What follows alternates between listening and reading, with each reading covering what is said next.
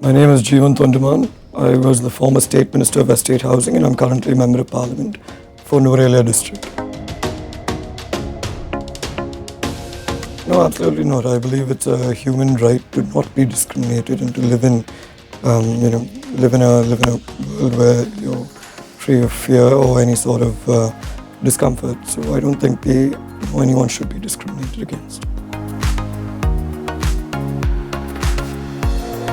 Grow up. First, we have to understand that my party, Ceylon Workers Congress, it's a traditional party with quite a conservative mentality. So for us, our main issues were exploitation against the working class, and now with the evolution of the world and how things have evolved around us as well, we have to come to terms with what reality is, even though it may not be comfortable for some people. But it's our job as leaders to educate them. So we are in the process of educating even our own party members and the rural classes on what the LGBTQ community stands for and what it entitles them for. So it's a slow process, but it's we're surely taking a step forward.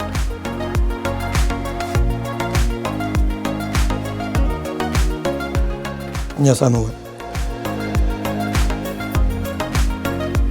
I think it's it's inhumane, and it grossly violates somebody's privacy, personal space, and even their right to live as a free citizen in this supposedly free country.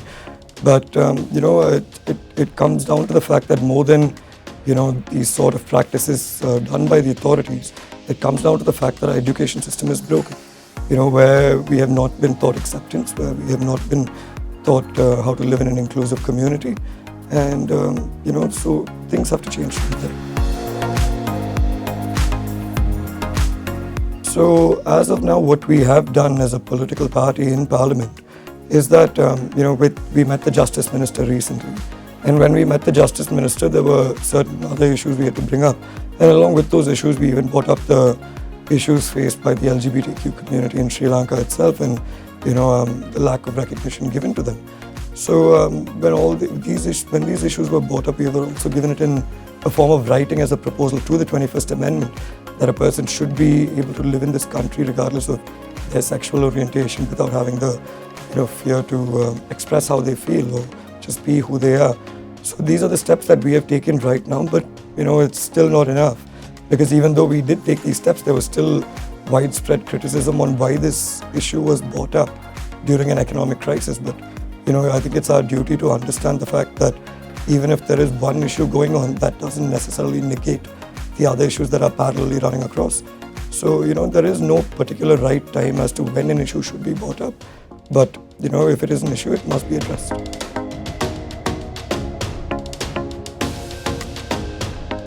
Yes, of course, because there is no difference between a child who is part of the LGBTQ community as opposed to a child who is, in society's term normal.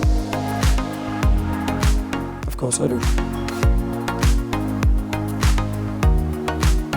I think, they have the same qualities as my other friends would.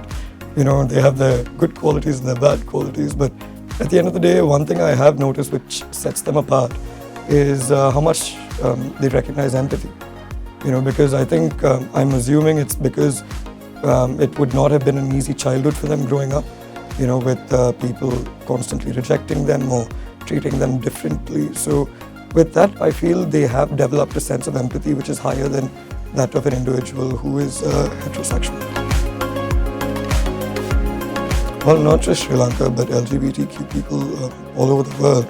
I think they have made a lot of progress despite the backlash, despite the negativity thrown at them. They have made a lot of progress in the past 50 years.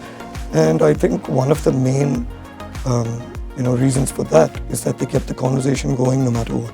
So I think it is their job, it's their duty to keep the conversation going, and it's our duty to let them talk and for us to listen and see how we can take the country forward.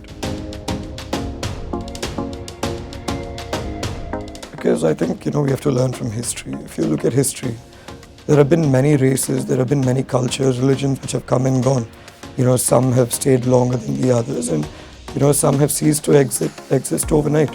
So, all this religion, race, culture, all these factors, they're temporary.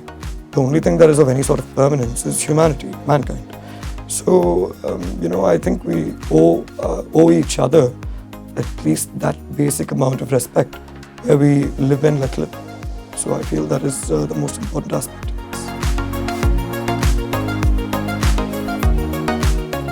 Well, the message that I have to Sri Lankans is, just because somebody is different or somebody is in any way not who you are, that does not give you a right to put them down or stomp over them and let alone trample their rights.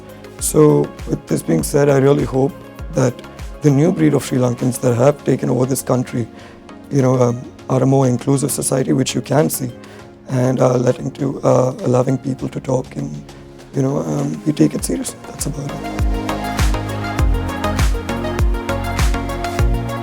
Better together.